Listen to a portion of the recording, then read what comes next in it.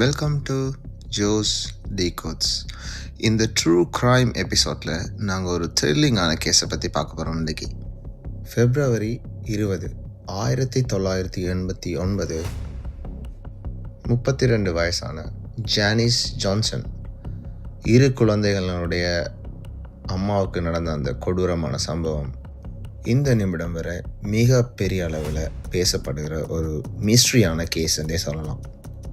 கிளேத்தனும் அவருடைய மனைவியுமான ஜானிஸ் ஜான்சனும் அவங்களுடைய 2 பெண் பிள்ளைகளும் கனடாவில் உள்ள ஒரு மீன்பிடி கிராமமான ஷெல்பர்ன் என்னும் இடத்தில் வாழ்ந்து வந்தாங்க. ஜானிஸ் ஜான்சன் தன்னை எப்போவுமே ஒரு பிஸியான பெண்மணியாகவே வச்சுருந்தாங்க. அது ஒரு கிராமம் என்றபடியாக அவங்களுக்கு எல்லாரையுமே தெரிஞ்சிருந்துச்சு.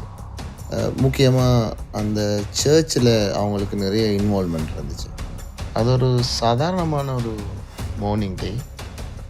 ஜானிஸ் அவங்களோட 2 பெண் பிள்ளைகளையும் ஸ்கூலுக்கு அனுப்பி வச்சுருந்தாங்க.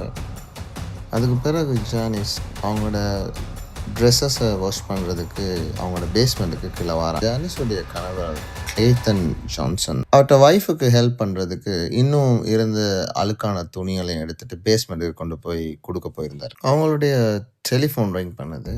அப்போது கிளேத்தன் பேஸ்மெண்ட்டில் இருக்கிற எக்ஸ்டென்ஷன் மூலயமா அந்த ஃபோனை ஆன்சர் பண்ணுறாரு. கால் பண்ணது யாருன்னு பார்த்தா அது நெய்பர். அவங்க ஜானிஸோட பேசுகிறதுக்கு ஃபோன் பண்ணியிருந்தாங்க. ஸோ கிளேத்தன் அந்த ஃபோனை கொடுத்துட்டு அவர் உடனடியாக மேலே போயிடுறாரு. ஜானிஸ் ஒரு கம்யூனிட்டி ஒர்க்கர். ஸோ அவங்க வீட்டுக்கு நிறைய பேர் வாழறது வளமை. அதே நேரம் அவங்களும் மற்றவர்களோட வீட்டுக்கு போகிறது ஒரு ரூட்டினான ஒரு வேலை அவங்கள்ட. ஸோ மேலே போன கிளேத்தன் அவர் வேலைக்கு போகிறதுக்கு ரெடி ஆகிட்டு கீழே வந்து அவர்கிட்ட ஒய்ஃபுக்கு சொல்லிவிட்டு அவரும் வேலைக்கு கிளம்பிட்டார். கிளேத்தன் அவர் ஒரு ஸ்கூலில் ஒர்க் பண்ணிகிட்டு இருந்தார். ஸோ போகிற வழியில் அவர்கிட்ட காரை ஒரு கேஸ் ஸ்டேஷனில் நிறுத்தியிருந்தார். அங்கே அவரை பெட்ரோல்லாம் ஃபில் பண்ணிவிட்டு அப்புறமா அவர்கிட்ட ஒர்க் பிளேஸுக்கு போயிடுறார். கிளேத்தன் வேலைக்கு போன சில நிமிடங்களுக்கு பிறகு ஒரு நெய்பர் ஜானிஸை மீட் பண்ணுறதுக்கு அவங்க வீட்டுக்கு வராங்க.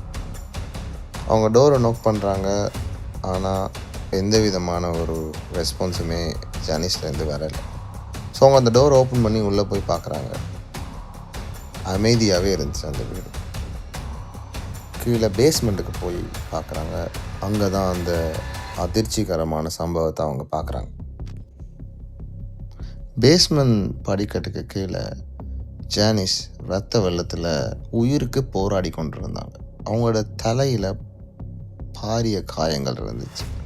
ஸோ உடனே இந்த நெய்பர் ஆம்புலன்ஸுக்கும் போலீஸுக்கும் தகவலை தெரிவிக்கிறார்.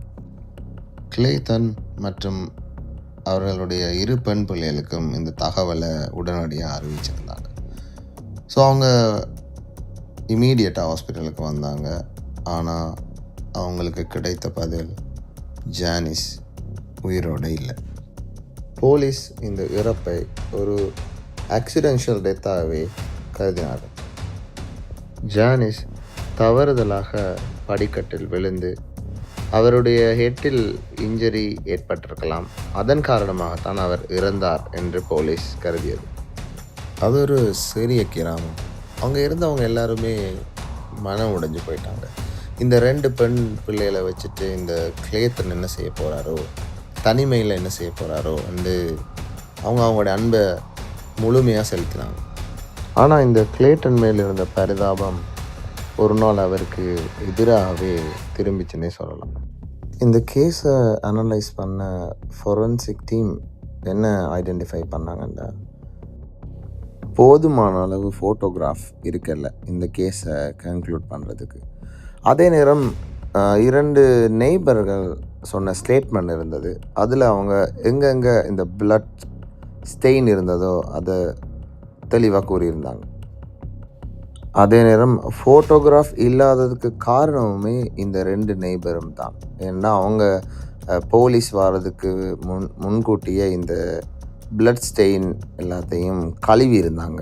இந்த ஸ்டேட்மெண்ட்டில் சொல்லி இருந்தது என்னென்னா, இரத்த கரைகள் படிக்கட்டுக்கு கீழேயும் இடது பக்கம் உள்ள சிவர் பக்கமாகவும் 3வது படியிலும் தாங்கள் இந்த இரத்த கரைகளை கண்டதாகவும் பாராமெடிக்ஸ் அந்த சீனுக்கு வரும்போது ஜானிஸ் நிலை குலைந்து தரையில் விழுந்து கிடந்திருந்தார்.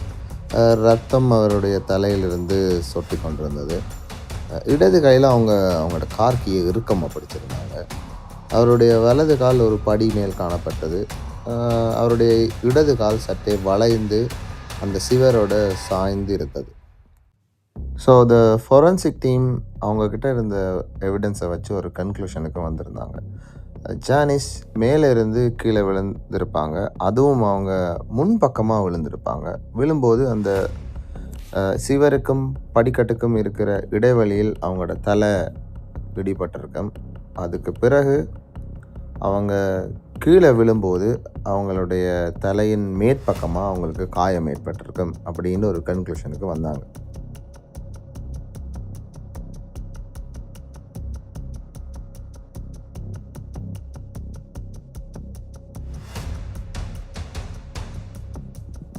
சம்பவம் நடந்த வந்து ஜானிஸ் தனியாக இருந்தாங்க.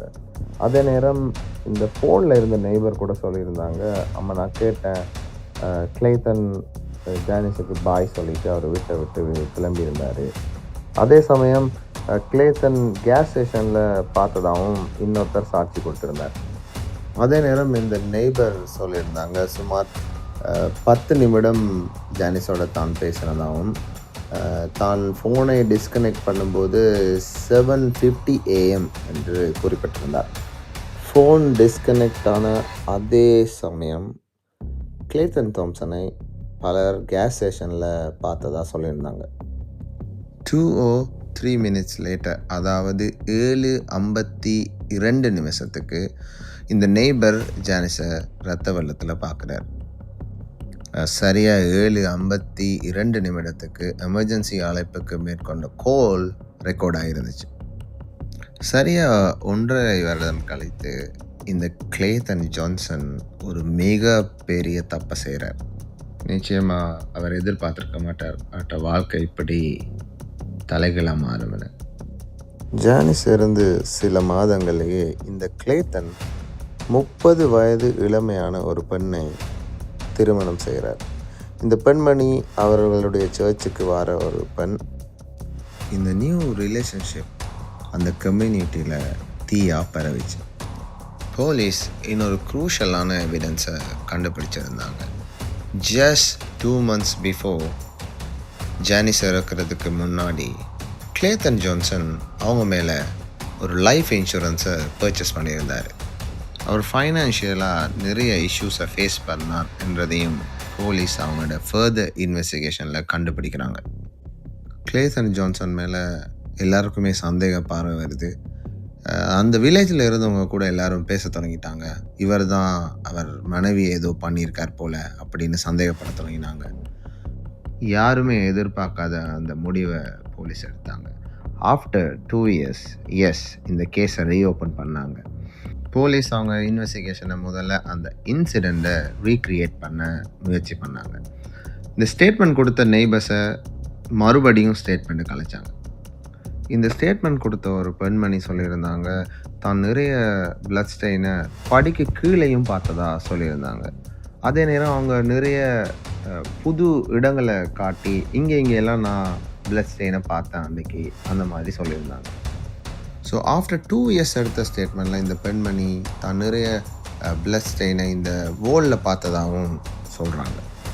போலீஸ் இந்த நியூ எவிடன்ஸை கோர்ட்டில் சப்மிட் பண்ணாங்க. இந்த ஸ்டேட்மெண்ட்ஸ் ஃப்ரம் நெய்பர்ஸ், அப்புறமா கிளேத்தன் ஜான்சன் பர்ச்சேஸ் பண்ண இன்சூரன்ஸ் பாலிசி சம்மந்தமான விஷயங்கள், அதுக்கப்புறமா அவருடைய நியூ ரிலேஷன்ஷிப், இது எல்லாத்தையும் கோர்ட்டில் அறிவிக்கிறாங்க. நீதிமன்றம் அவரை குற்றவாளியாக கருதி லைஃப் இன் பிரிசன் என்று தீர்ப்பளித்தது. ஆனால் கிளேத்தன் ஜான்சன் தான் கொலை செய்யவில்லை என்று திட்டவட்டமாக கூறியிருந்தார். இந்த தண்டனை அனுபவித்துக் கொண்டிருந்த கிளேத்தன் ஜான்சன் wrongfully convicted என்று சொல்லக்கூடிய அசோசியேஷன் ஓனரை கண்டாக்ட் பண்ணுறார். இந்த ஆர்கனைசேஷனுடைய பர்பஸ் என்னன்னு சொன்னால், யாராவது ராங்ஃபுல்லாக கன்விக்ட் பண்ணியிருந்தால் அவங்களுக்கு உதவி செய்வது தான். இந்த ஆர்கனைசேஷனுடைய டைரக்டர் ஜேம்ஸ் அவர் இந்த கேஸில் ஒரு யூனிக்கான விஷயத்தை ஐடென்டிஃபை பண்ணார். இந்த கேஸுக்கான தீர்ப்பு ஒரு பேட் சயின்ஸை மையமாக வச்சு மட்டும் எடுக்கப்பட்டிருக்கையில், அதே நேரம் இந்த time line of the incident ஒரு முக்கிய காரணமாக அவர் பார்த்தார். அதாவது இந்த சம்பவம் நடைபெற்ற நேரத்தில் கிளேத்தன் ஜான்சன் அந்த வீட்லேயே இருக்கலை என்றது தான் அவருடைய வாதமாக இருந்துச்சு. இந்த சம்பவம் நடைபெற்ற அன்று அந்த ஃபோனில் இருந்த நபர் என்ன சொல்லியிருந்தாங்கன்னு சொன்னால், கிளேத்தன் தாம்சன் தன்னுடைய மனைவிக்கு சுமார் 7:40 மணி அளவில் பாய் என்று சொன்னதாக அவர் கூறியிருந்தார். அதோட தானும் ஜானிஸும் சுமார் 10 நிமிடம் இந்த ஃபோனில் உரையாடியதாக அவர் கூறினார். ஸோ அவங்க தான் ஃபோனை டிஸ்கனெக்ட் பண்ண டைம் வந்து 7:50 அப்படின்னு சொன்னாங்க. 7:52க்கு வீட்டுக்கு வந்த நபர் ஆம்புலன்ஸுக்கு கால் பண்ணியிருந்தார். அதோட கிளேட்டன் தாம்சனுக்கு தெரியும் இன்றைக்கு வந்து அந்த நபர் வீட்டுக்கு வருவார்ன்றதை முன்கூட்டியே அறிந்திருந்தார். கேஸ் ஸ்டேஷனில் கிளேட்டன் தாம்சனை பார்த்ததா நிறைய பேர் ஸ்டேட்மெண்ட் கொடுத்துருந்தாங்க. அதாவது 7:50 மணி அளவில் பார்த்ததா தான் அவங்க சொல்லியிருந்தாங்க. கிளேட்டன் தாம்சன் அறிந்திருந்தார் நிறைய விருந்தாளிகள் அவங்க வீட்டுக்கு அந்த டைமில் வருவாங்கன்னு எதிர்பார்த்துருந்தார். ஸோ அப்படி இருக்கிற சமயத்தில் ஒரு நபர் ஒருத்தரை கொலை செய்ய மாட்டார். ஸோ அவர் ஒரு டீமை அரேஞ்ச் பண்ணுறாரு இந்த கேஸை இன்வெஸ்டிகேட் பண்ணுறதுக்கு. இந்த ஃபோரன்சிக் டீம் ஒரு விஷயத்தை மட்டும் ஆணித்தரமாக நம்பினாங்க. ஒரிஜினல் ஸ்டேட்மெண்ட்ஸ் மட்டுமே சரியானது என்ற ஒரு கன்க்ளூஷனுக்கு அவங்க வந்தாங்க. புதிதாக அந்த பிளட் ஸ்டெயினை நான் படிக்க கீழே பார்த்தேன், சிவரில் நிறைய பார்த்தேன் என்ற தியரியை அவங்க நம்பலை. ஏன்னா இந்த கிராமத்தில் இருக்கிறவங்க ஒரு நரேட்டிவை செட் பண்ணிட்டாங்க. அதாவது இந்த கிளேட்டன் தாம்சன் தான் கொலையாளி அப்படின்ற ஒரு முடிவுக்கு அவங்க வந்திருந்தாங்க. முக்கியமாக இந்த நரேட்டிவ்க்கு காரணம் என்னன்னு சொன்னால் அவருடைய காதல் மற்றும் அவருடைய திருமணம் தான் சொல்லலாம். அவங்களுடைய முதல் ஸ்டேட்மெண்ட்டில் இந்த நெய்பர்ஸ் என்ன சொல்லியிருந்தாங்கன்னு சொன்னால், இந்த பிளட் ஸ்டெயின் எல்லாமே ஒரு ஆக்சிடெண்ட்டால் நடந்தது தான் அப்படின்ட்டு கூறியிருந்தாங்க.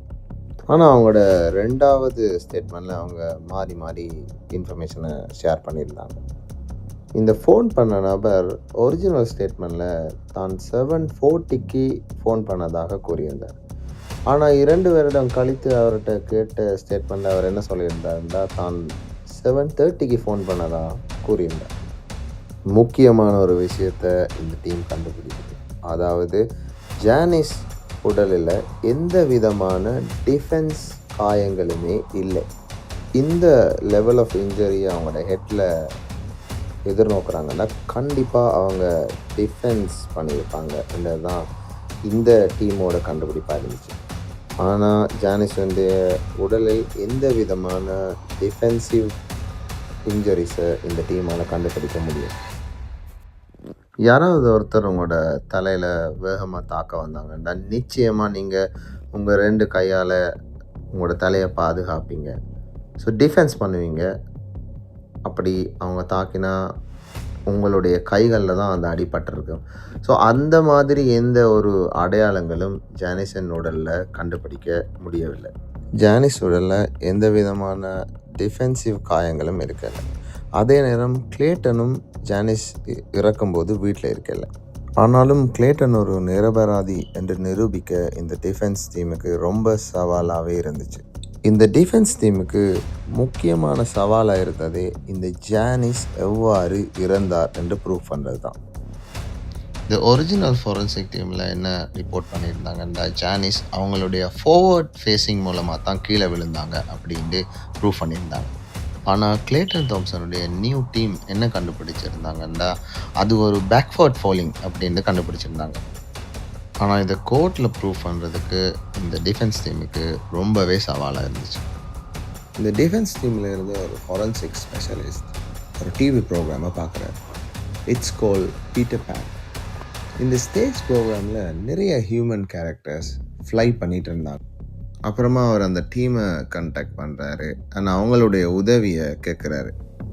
அந்த பேஸ்மெண்ட் படிக்கட்டை மாதிரி இன்னொரு படிக்கட்டை அவங்க உருவாக்குறாங்க. அதோடு அவங்க ஒரு லேடி மாடலையும் ஹையர் பண்ணியிருந்தாங்க. அவங்க ஜானிஸோட ஹைட்டையும் வெயிட்டையும் மேட்ச் பண்ணியிருந்தாங்க. பிளட் ஸ்டெயின் இருந்ததாக சொல்லப்பட்ட இடங்கள் எல்லா இடத்துலையும் இந்த ஸ்பெஷலிஸ்ட் ஒரு ப்ளூ இங்கை பூசினார். அதுக்கு பிறகு இந்த மாடலை படிக்கட்டுக்கு மேலே நிற்க வச்சு பேக்வர்ட் பக்கமாக ஃபோல்ட் பண்ண வச்சாங்க.